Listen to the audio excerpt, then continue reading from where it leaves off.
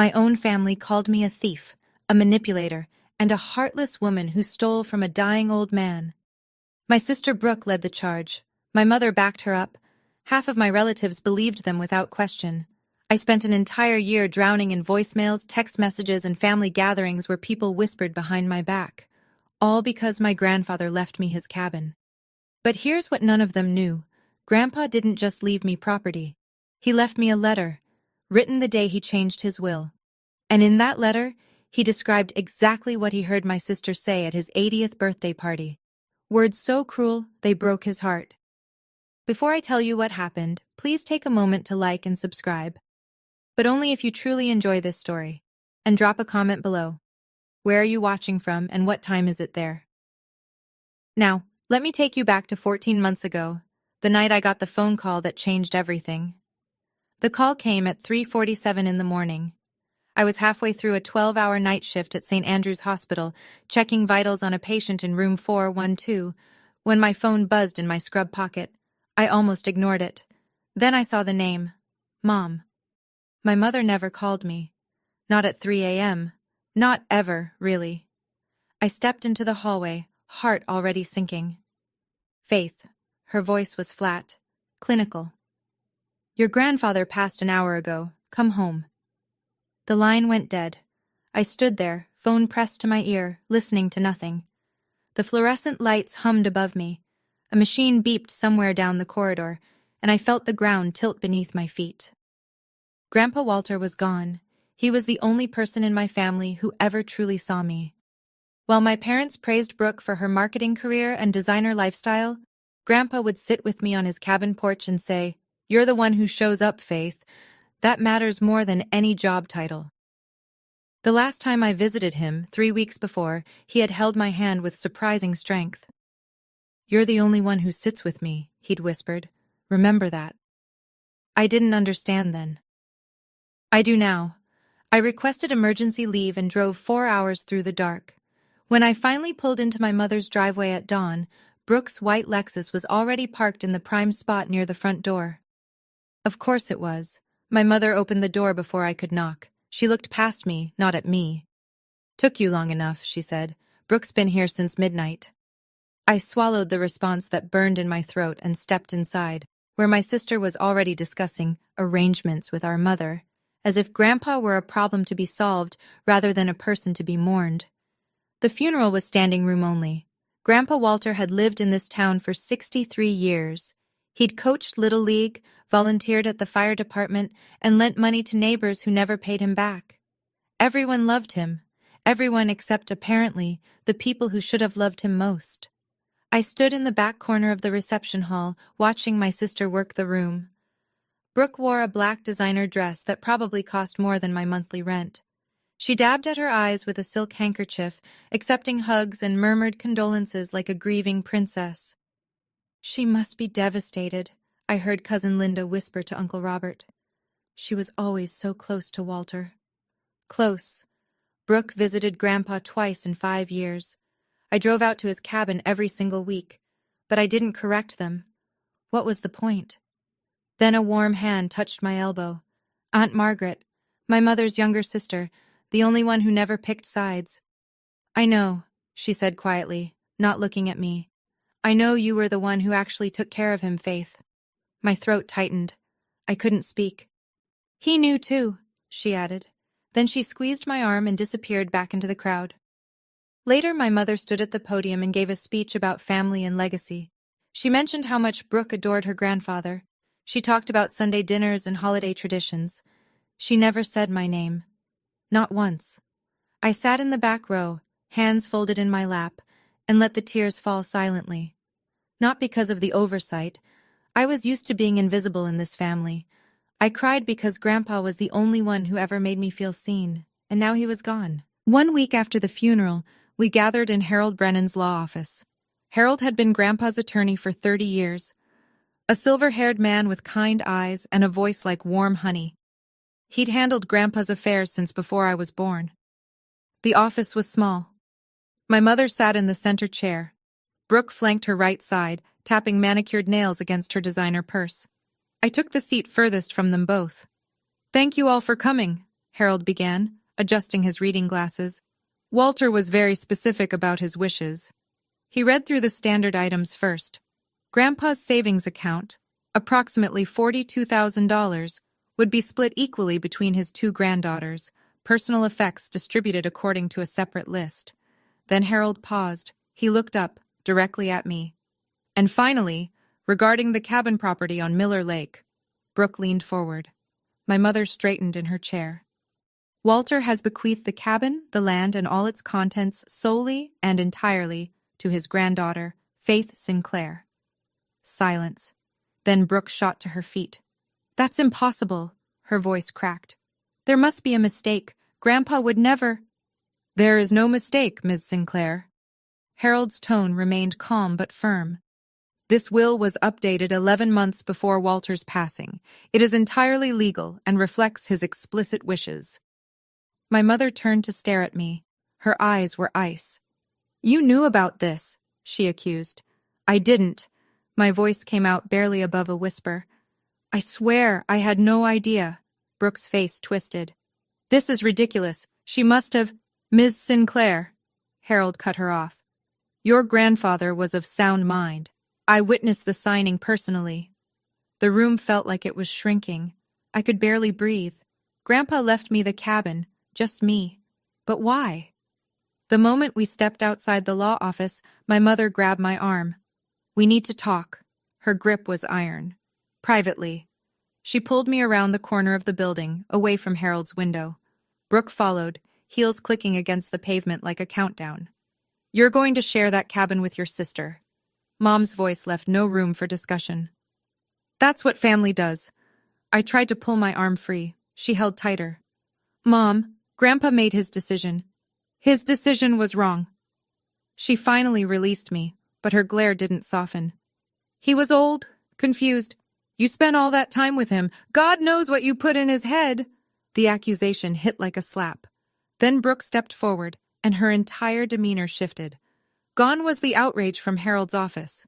Now she wore the mask of a wounded sister, voice trembling with practiced vulnerability.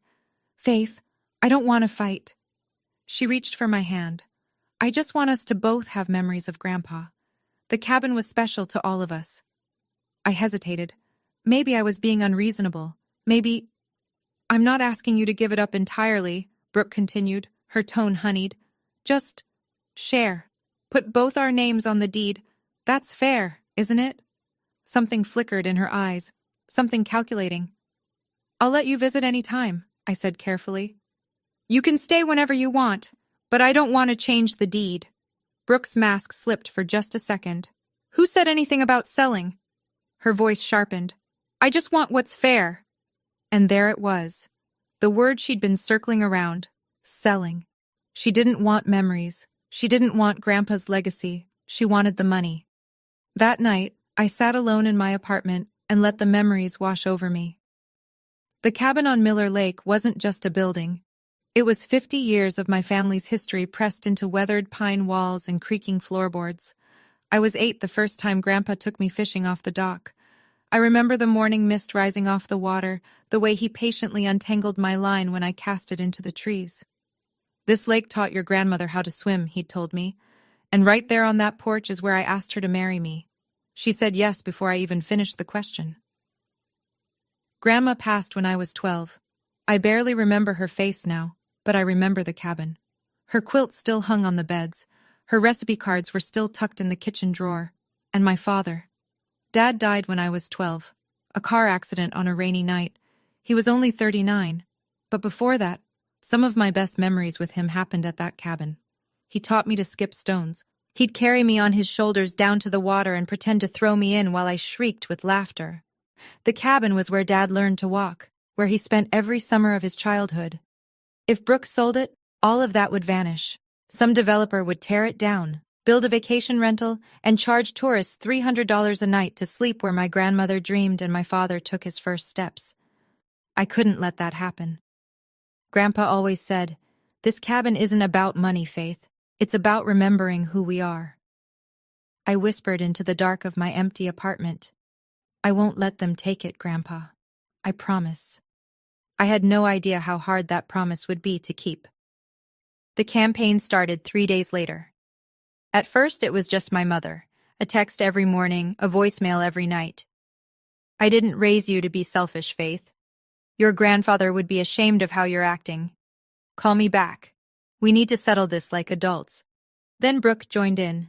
Her messages were longer, more calculated.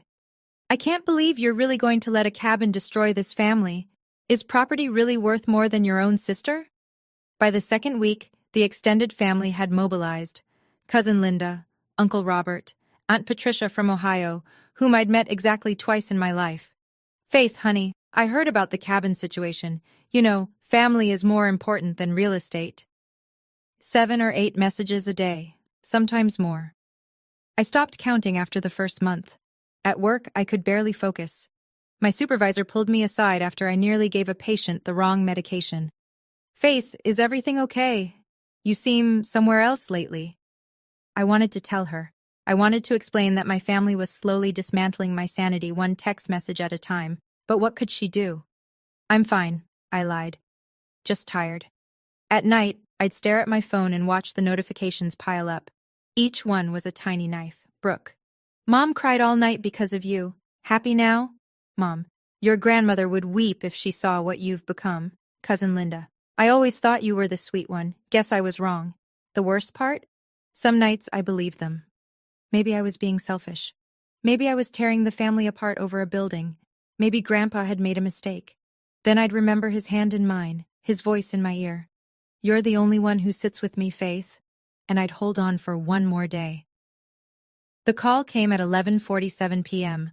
I had just finished a double shift. 12 hours on my feet, 3 emergencies, 1 patient coding on the table. I was so tired my hands shook as I unlocked my apartment door. My phone rang. Mom. I almost didn't answer. But guilt, that old familiar companion, made me swipe accept. Faith. Her voice was thick, trembling. I can't sleep. This is killing me. I leaned against my kitchen counter, too exhausted to sit down.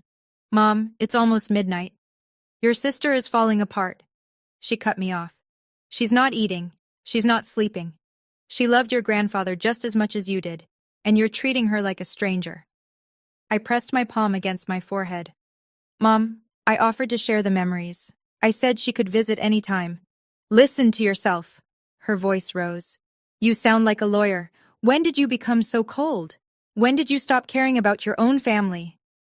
The words landed like punches, each one deliberate, each one designed to wound. I'm not trying to hurt anyone, I managed. I'm trying to honor what Grandpa wanted. What Grandpa wanted? She laughed bitterly. You think you knew him better than his own daughter? Better than Brooke? Yes, I thought. I did. But I didn't say it. Silence stretched between us. Then my mother's voice dropped to something cold and final. I don't know who you are anymore, Faith. Your father would be ashamed of you. The line went dead. I stood there in my dark kitchen, phone still pressed to my ear, listening to nothing. Then I slid down against the cabinet and cried until I had nothing left. She always knew exactly where to strike, and she never, ever missed. 2 weeks later, my mother summoned me to her house. A family meeting, she called it. Just the 3 of us, to talk like civilized people. I should have known better. I walked into her living room to find Brooke already seated in the armchair, legs crossed, expression perfectly composed. My mother stood by the fireplace like a general surveying a battlefield. Sit down, Faith. Mom gestured to the couch. Let's be adults about this. I sat. I waited. Brooke spoke first, her voice dripping with false reasonableness. I don't want to fight anymore. I just want fairness. Then respect Grandpa's wishes, I said quietly. His wishes were influenced. Brooke leaned forward. He wasn't thinking clearly at the end. My stomach dropped. Are you saying he was mentally incompetent? Nobody's saying that, Mom interjected quickly. We're just saying, you spent so much time with him, you could have... Could have what? I kept my voice steady, but my hands were shaking. Manipulated a dying man? Is that what you think I did? Silence. Brooke looked away. Mom pressed her lips together. No one's accusing you of anything, Brooke finally said, but her eyes told a different story. I stood up. You are accusing me. You've been accusing me for weeks. I grabbed my purse. Grandpa knew exactly what he was doing, and if you can't accept that, then this conversation is over. Faith, Mom stepped toward me. No. I held up my hand. I've spent my whole life being the one who gives in, the one who keeps the peace. Not this time. I walked out the front door without looking back. My hands didn't stop shaking until I was halfway home, but for the first time in weeks, I felt something other than defeat. I felt angry. 3 days later, I drove to Aunt Margaret's house. She was the only person in my family who hadn't joined the crusade against me, the only one who still answered my calls without an agenda. She lived in a small bungalow on the edge of town, surrounded by rose bushes she'd been cultivating for 30 years.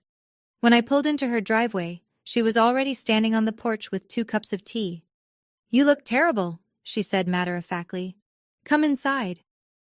We sat in her kitchen, sunlight streaming through lace curtains, and for a while, neither of us spoke. Then Margaret set down her cup. "Faith, there's something I need to tell you." I looked up. "Last year I helped your grandfather install something at the cabin." She paused, choosing her words carefully. "A security system. Cameras." "Cameras?" I frowned. Grandpa hated technology. "He did, but he said there'd been some strangers wandering near the property, asked me to help him set it up." She met my eyes. "But I always thought he had another reason." My heart beat faster. "What do you mean?" Margaret shook her head slowly. "I don't know exactly, but your grandfather was sharp, Faith. Sharper than anyone gave him credit for. He saw things. He noticed things." She reached across the table and squeezed my hand. "You should go to the cabin. There might be something there he left for you." "Like what?" "I don't know." She released my hand. "But Walter loved you more than anyone in this family, and he wasn't the type to leave you defenseless." I drove home that night with her words echoing in my head. Cameras. Something he left for you, not defenseless. What had Grandpa seen? What did he want me to find?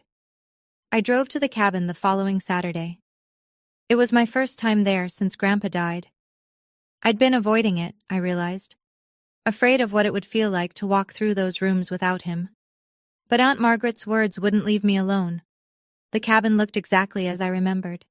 Pine walls weathered silver by decades of sun and rain. The porch where Grandpa used to sit with his morning coffee. The dock stretching out over Miller Lake like an arm reaching for the horizon. Inside, the air smelled like cedar and old books.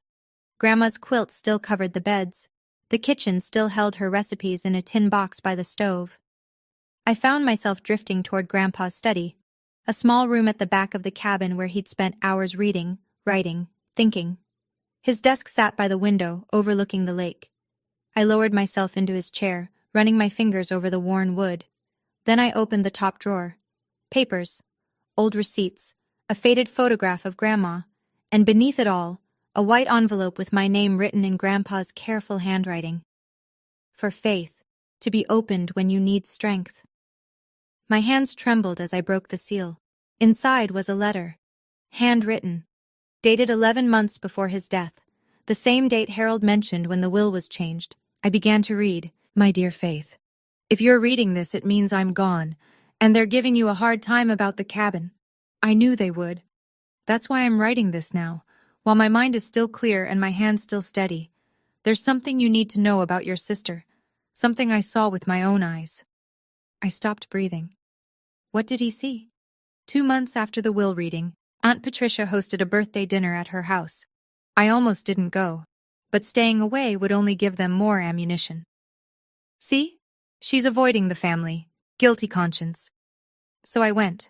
I arrived 20 minutes late. My shift at the hospital ran over, and the moment I stepped through Patricia's front door, I felt it. That particular silence that falls when everyone has been talking about you. Brooke stood in the center of the living room, surrounded by cousins and aunts. She paused mid-sentence when she saw me. "Faith." Her smile didn't reach her eyes. "We were just discussing the cabin situation." I kept my voice calm. "Were you?" "I was explaining to everyone how you refused to even consider sharing." Brooke tilted her head, playing the wounded sister to perfection. "After everything Grandpa did for both of us." I felt 20 pairs of eyes turn toward me, judging. waiting. "I'm honoring Grandpa's wishes," I said quietly. "He made his decision." Brooke laughed, a brittle, practiced sound. "See? She doesn't care about family." She turned to the crowd. "She only cares about real estate." A few people chuckled. Someone whispered something I couldn't hear. Cousin Linda stepped forward. "Faith, honey, is it true you're keeping the whole cabin?" Grandpa left it to me. "Yes." "And you won't share with your own sister?" I opened my mouth to explain, about the visits, about the memories, about what the cabin meant. But Brooke cut me off. "She's changed," Brooke announced to the room. "Money changed her." The words hit like stones. I grabbed my purse. I didn't trust myself to speak without crying. "I should go," I managed. I left before they could see the tears. But I heard Brooke's voice follow me out. "See what I mean?" That night I sat on my apartment floor and read Grandpa's letter from beginning to end. The first part was gentle. He wrote about his love for the cabin, his memories with Grandma, his hopes that I would preserve it for future generations. Then the tone shifted. "Faith, at my 80th birthday party, something happened that I never told anyone. It was around 9 o'clock. The party was winding down. My back was hurting, so I stepped outside to get some air. I walked around to the side porch, the one facing the lake. That's when I heard voices. It was Brooke. She was talking to that friend of hers, the blonde one with the loud laugh. They were standing by the railing smoking cigarettes. They didn't know I was there. I heard Brooke say..." My hands were shaking so badly I could barely hold the paper. She said, "God, how much longer is he going to hang on? This place is worth at least $350,000. Her friend laughed. Then Brooke said, "And Faith, I will never forget these words. I wish he would just die already so we can sell this place." I stood there in the dark, listening to my own granddaughter wish me dead. I didn't confront her. What would be the point? But the next week, I called Harold and changed my will. "The cabin is yours, Faith. Not because Brooke doesn't deserve it, though she doesn't, but because you were the only one who ever saw me as a person. Not a burden, not a price tag, just your grandfather. P.S. Check the security system. I recorded everything." I set the letter down. My chest felt hollow, empty. Grandpa heard her. He stood there in the dark and heard his own granddaughter wish him dead. And he never said a word. The next morning I drove back to the cabin. I called Aunt Margaret on the way. "The security system," I said. "Where does it store the footage?" She was quiet for a moment, then, "There's an external hard drive. He kept it in the closet of his study, inside a shoebox." I found it exactly where she said. A small black device, dusty but intact. I plugged it into my laptop with trembling fingers. The interface was simple, organized by date. I scrolled back to Grandpa's 81st birthday, found the exterior cameras, found the timestamp 9:47 p.m. I pressed play. The footage was grainy but clear enough. The side porch came into view. Two figures stood by the railing, cigarettes glowing orange in the dark. Brooke and her friend Jessica. I turned up the volume. "Honestly, the upkeep on this place must be insane." Jessica's voice crackled through the speakers. "Tell me about it." Brooke exhaled smoke. "And he just sits here, deteriorating while this property loses value every year." "Can't you just talk to him?" Brooke snorted. "He's stubborn. Won't sell. Won't even discuss it." A pause. Then Jessica. "What's the place worth?" "At least $350,000, maybe more with the lakefront." "Damn." Another pause. Then Brooke's voice, clear as glass. "God, I wish he would just die already so we can finally cash out." Jessica laughed. "Morbid, but fair." "I'm serious.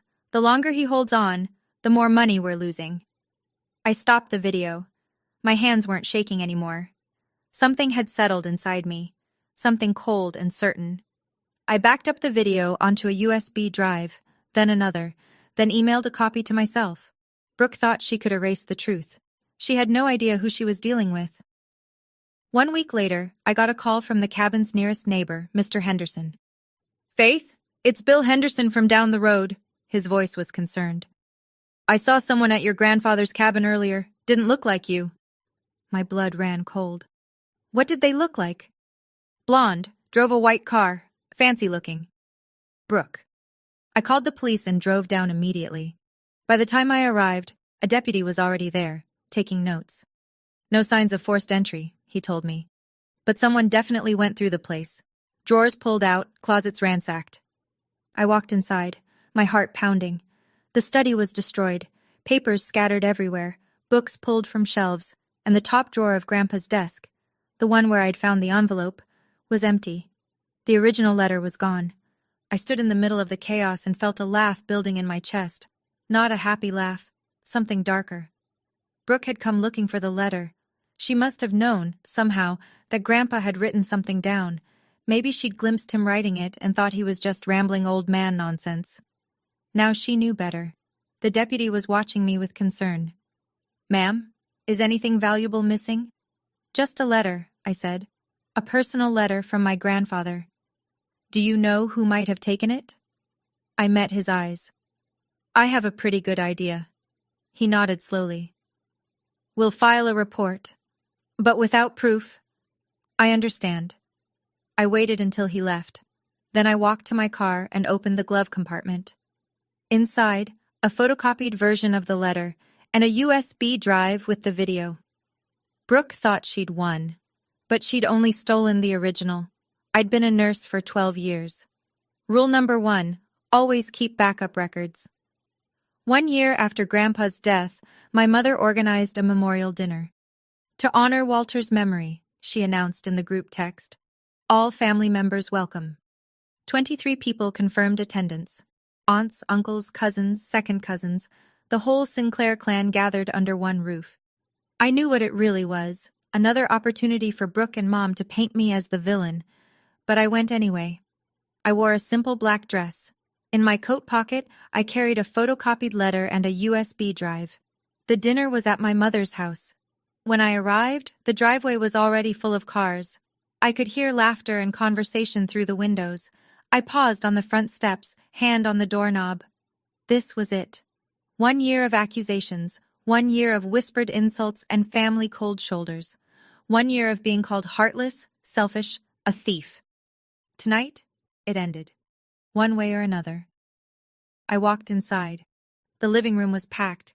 Candles flickered on the mantel beside a framed photo of Grandpa. People balanced plates of food and glasses of wine. The air smelled like roast chicken and expensive perfume. Brooke spotted me first. She stood near the fireplace, looking confident and relaxed. Why wouldn't she? She'd destroyed the letter. She thought she was safe. My mother approached me before I could take off my coat. "Faith," her voice carried across the room. Several conversations paused. "After a whole year, have you finally reconsidered your position on the cabin?" I met her eyes. Then I looked at Brooke, who was watching with barely concealed smugness. "I've thought about it a lot, actually," I said calmly. "In fact, there's something Grandpa wanted everyone to know." Brooke's smile flickered. "Since we're all here together," I continued, "I think now is the perfect time. Now I want to pause here for a moment. If you've ever been in a situation like this, where your own family turns against you, where you're holding a truth that could change everything, you know exactly what Faith is feeling right now. What would you do? Would you read the letter? Or would you walk away and keep the peace? Comment below. I want to hear your thoughts. And if you're enjoying this story, hit that like button. It really helps. Now, back to the memorial dinner. I reached into my coat pocket and withdrew the letter. The room went quiet. "Grandpa left me a letter," I said, my voice steady. "He wrote it the same day he changed his will. I found it at the cabin, in his desk drawer." Brooke's face drained of color. "Where did you—" "Interesting story, actually." I looked at her directly. "Someone broke into the cabin last week and stole the original, but I'd already made copies." My mother stepped forward. "Faith, what is this about?" "It's about the truth, Mom." I unfolded the paper. "Something Grandpa wanted all of you to hear." I began to read. "My dear Faith, if you're reading this, it means I'm gone, and they're giving you a hard time about the cabin." I read through the beginning. The room stayed silent. Then I reached the part about the birthday party. I heard Brooke say, "God, how much longer is he going to hang on? This place is worth at least $350K. Gasps. Someone dropped a wine glass. It shattered against the floor, but no one moved to clean it up.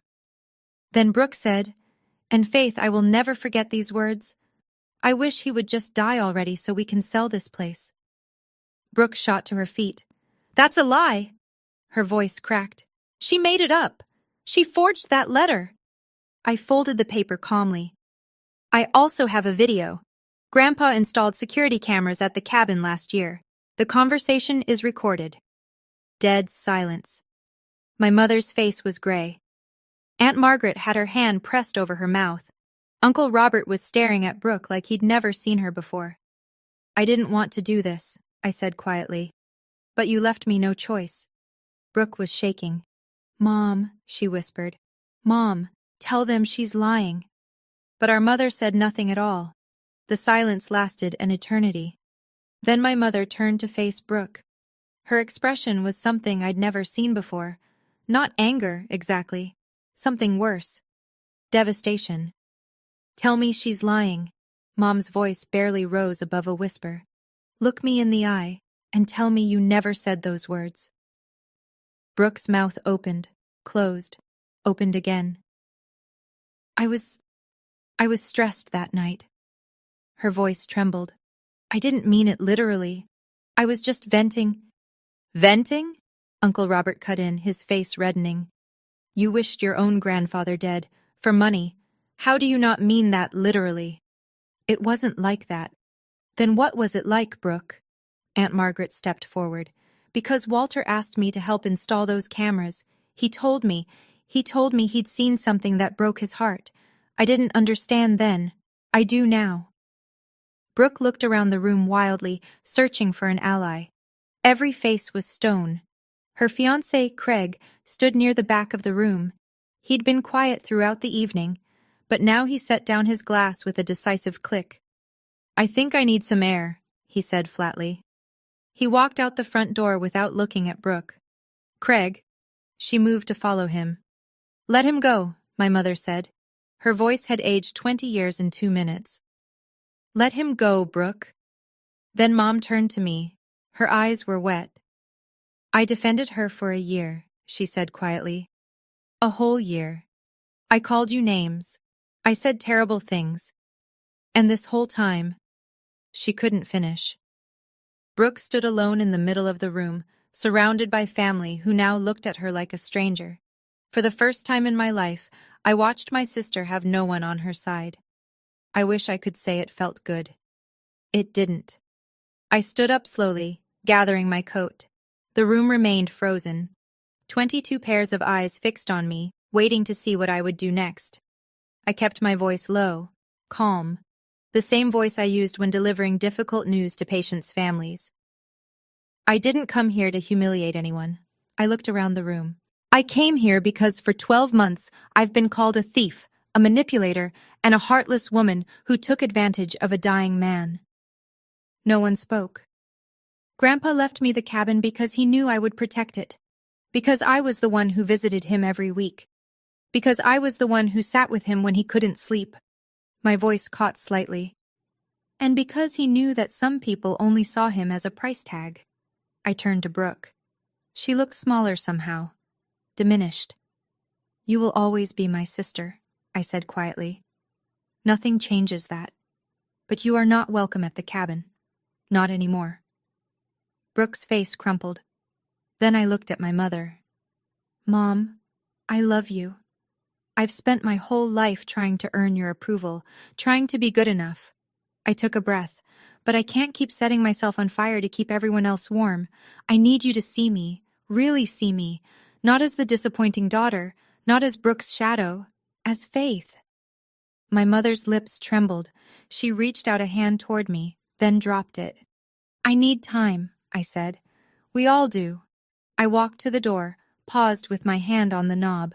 The cabin will stay in the family. Anyone who wants to visit and honor Grandpa's memory is welcome. I didn't turn around. But from now on, I decide who that includes.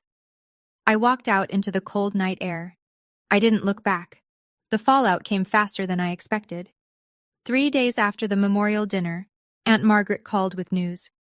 Craig broke off the engagement, she told me. Packed his things and left Brooke's apartment yesterday. I closed my eyes. How is she? Devastated. Blaming everyone except herself. Margaret paused. Faith, don't feel guilty. This isn't your fault. I know. But knowing and feeling were different things. The family had fractured. Texts flew back and forth. Some people defending Brooke. She was just stressed. Others horrified by what she'd said. Who says that about their own grandfather? My mother hadn't spoken to anyone since the dinner. According to Margaret, she'd locked herself in her bedroom and refused phone calls. A week later, my phone buzzed with messages I never expected. Cousin Linda. Faith, I'm so sorry for how I treated you. I had no idea. Uncle Robert. Your grandfather was right about you. I should have listened. Even Aunt Patricia from Ohio. I owe you an apology. We all believed the wrong person. I read each message with mixed emotions. Gratitude, sadness, a strange hollowness. This was what I'd wanted, wasn't it? To be believed, to be vindicated. But victory felt nothing like I'd imagined. My family had broken apart. My sister was alone. My mother was lost in grief and shame. I'd won. So why did it feel like everyone had lost? That night, I sat in my apartment with a cup of cold tea and stared out the window at nothing. I didn't want this, Grandpa, I whispered to the dark. I just wanted the truth. But the truth I was learning had a cost, and now we were all paying it. 2 weeks after the memorial dinner, Brooke texted me. We need to talk. I stared at the message for a long time. Part of me wanted to ignore it. Part of me, the part that still remembered us as little girls building sandcastles at the lake, wanted to hope. I agreed to meet at a coffee shop downtown, neutral territory. Brooke was already there when I arrived. She looked terrible. Unwashed hair, no makeup, dark circles under her eyes. A stranger would never recognize the polished marketing executive from 3 months ago. I sat down across from her. Neither of us ordered anything. Faith, her voice was raspy. Do you have any idea what you've done to me? I blinked. What I've done to you? Craig left me. The whole family thinks I'm a monster. Aunt Patricia uninvited me from Thanksgiving. Her eyes filled with tears. My entire life is falling apart, and it's your fault. I let out a slow breath. Brooke, I didn't make you say those words about Grandpa. I was venting. She slapped her palm on the table. Everyone says things they don't mean. It was one comment. At his birthday party, I kept my voice level. You wished him dead while he was 50 feet away, and then you spent 11 months pretending nothing happened. I didn't know he heard. Does that make it better? Silence. Brooke's face crumpled. For a moment, I thought she might apologize, might show some genuine remorse. Instead, she whispered, You ruined everything. I stood up, left enough cash on the table to cover a coffee I never ordered. When you're ready to take responsibility, not for the consequences, but for what you actually did, you know where to find me. I walked out without looking back. Some bridges can only be rebuilt by the person who burned them. If you've ever had to set boundaries with someone you love, family, friends, anyone who crossed a line they shouldn't have, then you know this isn't easy. It's not about winning. It's about protecting yourself while leaving the door open for real change. Comment boundaries below if you understand what Faith is going through. And if this story is hitting close to home, share it with someone who needs to hear it. Okay, let's see what happens next. 1 month later, my mother called. I want to see you, she said. No preamble, no small talk. Please come home. I drove to her house the next morning, the place where I'd grown up feeling invisible, the place I'd fled from a year ago with tears streaming down my face. Mom was waiting in the kitchen, the same kitchen where she'd once baked birthday cakes and years later told me I was tearing the family apart. She looked older, smaller. The sharp edges I remembered had softened into something fragile. Sit down, she said quietly. Please. I sat. For a long moment, neither of us spoke. The clock on the wall ticked. The refrigerator hummed. Then my mother said, I was wrong. I looked up. I was so wrong, Faith. Her voice cracked. I wanted to believe Brooke because admitting the truth was too painful. She was always the one I understood. The one who was like me. She pressed a hand to her mouth. I didn't see you. I never really saw you. I didn't say anything. I couldn't. Your father loved that cabin, she continued, tears slipping down her cheeks. He spent every summer there as a boy. When he died, I couldn't bear to visit anymore. It hurt too much. She looked at me. But you went. Every week you went. And I resented you for it. Mom, let me finish. She reached across the table and took my hand. I'm sorry. For all of it. For taking Brooke's side. For saying your father would be ashamed. For never telling you that I'm proud of who you are. I was crying now too. I need time, I managed. But I want to try. I want that too, she whispered. More than anything. It wasn't forgiveness. Not yet. But it was a beginning. 2 months after the memorial dinner, I drove to the cabin alone. It was a Saturday in early October. The leaves had turned gold and crimson, carpeting the ground in color. The lake was glass still, reflecting the sky like a mirror. I parked in the gravel driveway and sat there for a while, just looking. This was mine now. Not because I'd taken it from anyone, but because Grandpa had chosen to give it to me. I walked up the porch steps, unlocked the door, and stepped inside. The cabin embraced me with familiar smells, cedar, old books, the faint trace of Grandma's lavender sachets. Dust motes floated in the afternoon light. I moved through the rooms slowly. The kitchen where Grandpa made pancakes on Sunday mornings. The living room where he taught me to play chess. The porch where he'd sit for hours, watching the lake. Finally, I went to his study. I sat down in his chair, opened the drawer where I'd first found the letter. Empty now, but not really. I pulled out my copy of the letter and read the last paragraph one more time. The cabin is yours, Faith, not because Brooke doesn't deserve it, though she doesn't, but because you were the only one who ever saw me as a person, not a burden, not a price tag, just your grandfather. I pressed the paper to my chest. I kept my promise, I whispered to the empty room. I saved it. For you, for Dad, for Grandma. Outside, the wind rustled through the trees. The lake lapped gently against the dock. And somewhere, I like to think, Grandpa was smiling. I stayed at the cabin until the stars came out. For the first time in over a year, I felt at peace. The following weekend, Aunt Margaret came to visit. We sat on the porch in Grandpa's old rocking chairs, wrapped in blankets against the autumn chill. Steam rose from our cups of tea. The lake stretched out before us, painted orange and pink by the setting sun. He would be so proud of you, Margaret said softly. I shook my head. I don't know. I tore the family apart. No, Faith. She turned to look at me. The truth did that, and the truth needed to come out. We rocked in silence for a while. A loon called somewhere across the water. What are your plans for this place? Margaret asked. I'd been thinking about that a lot. I want to keep it exactly as it is, I said. Open for family, for anyone who wants to come and remember Grandpa the way he deserved to be remembered. Even Diane? Especially Mom. I took a sip of tea. We're working on things. It's slow. But she came here last week, first time since Dad died. Margaret smiled. That's something. She cried for 2 hours, but she said it felt like finally being able to breathe again. We watched the sun sink below the tree line. You know, Margaret said, your grandfather set boundaries too. Did you know that? I looked at her. 1987, his brother asked him for money to cover gambling debts. Walter said no. They didn't speak for 10 years. She met my eyes. But Walter never regretted it. He said some things are worth protecting, even if it costs you. I smiled slightly. Sounds like boundaries run in the family. The best things do. We stayed on that porch until the stars came out, just like Grandpa used to. Some legacies aren't about property at all. 6 months after the memorial dinner, my life looked completely different.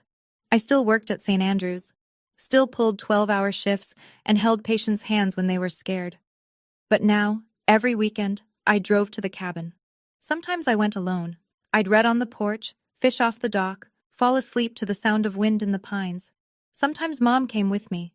Our conversations were still careful, still healing, but she laughed now. She talked about Dad without crying. She even brought some of his old fishing gear out of storage. He would have wanted it here, she said, where it belongs. Other family members started visiting too. Uncle Robert brought his grandkids to swim in the lake. Cousin Linda helped me repair the dock. Even Aunt Patricia made the trip from Ohio. I judged you unfairly, she told me. I hope you can forgive me someday. I already have, I said. And I meant it. Brooke never reached out again. According to Margaret, she moved to another city, started over somewhere no one knew her name.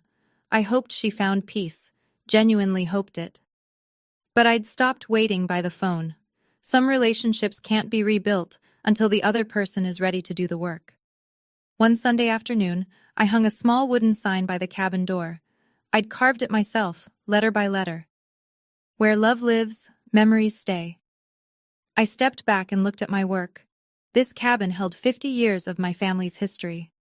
Grandma's laughter, Dad's first steps, Grandpa's quiet wisdom, and now, finally, my own story. Not the story of the daughter who was overlooked, not the thief, not the villain, just Faith, the one who stayed, the one who was seen. It was almost sunset when I settled into Grandpa's rocking chair one last time. The lake was gold. The trees were black silhouettes against a burning sky. Somewhere nearby, a woodpecker tapped its evening rhythm. I thought about the past 18 months, about that phone call at 3:47 a.m., the funeral where no one said my name, the will reading that turned my world upside down, the endless texts, the sleepless nights, the moment I almost believed I was the villain they said I was. And then the letter. The truth. The dinner where everything changed. I thought about Brooke, somewhere out there starting over. About Mom, finally learning to see me. About all the family members who had apologized, reconnected, rebuilt. I thought about Grandpa. You knew, I said to the empty air. Didn't you? You knew they would come after me. You knew I'd need proof. The wind picked up slightly, rustling through the leaves like a whisper. You didn't just leave me a cabin, Grandpa. You left me permission. Permission to stop shrinking myself for people who would never appreciate it. Permission to protect what matters. Permission to be seen, finally, as who I really am. I closed my eyes and let the evening wash over me.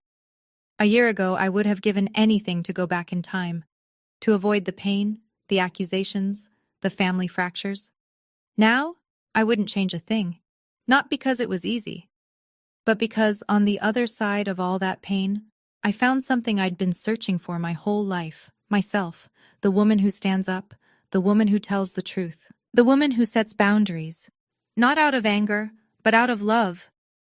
Grandpa saw her before I did, but now, finally, I see her too. If you're still here, listening to my story, I want to tell you something. Maybe you're going through the same thing right now. Maybe your family has turned against you for standing your ground. Maybe you've been called selfish for setting a boundary. Maybe you're lying awake at night wondering if you're the bad guy. You're not alone. I spent 34 years being the good daughter, the quiet one, the one who never made waves. And you know what it got me? Overlooked. Dismissed. Blamed for things I didn't do. It took losing my grandfather to find my voice. Here's what I learned. 1. Silent kindness is eventually seen. Not always by the people you want to notice, but the right people, the ones who matter. They see it. They remember. 2. Setting boundaries isn't selfish. It's self-respect. And it's not just for you. It's for the relationship too. A relationship without boundaries isn't love. It's exploitation. 3. The truth can hurt, but living in lies hurts more. Sometimes you have to burn things down before you can rebuild them stronger. Grandpa didn't just leave me a cabin. He left me a lesson. Don't let anyone take that from you. He wasn't talking about property. He was talking about my sense of self, my worth, my right to be seen. Don't let anyone take that from you either. Thank you for staying until the end. If this story resonated with you, please hit that like button and subscribe. It helps more than you know. And if you have a story of your own, about family, about boundaries, about standing up for yourself when no one else would, share it in the comments. I read every single one. Check the description for more stories like this one. And remember, you deserve to be seen.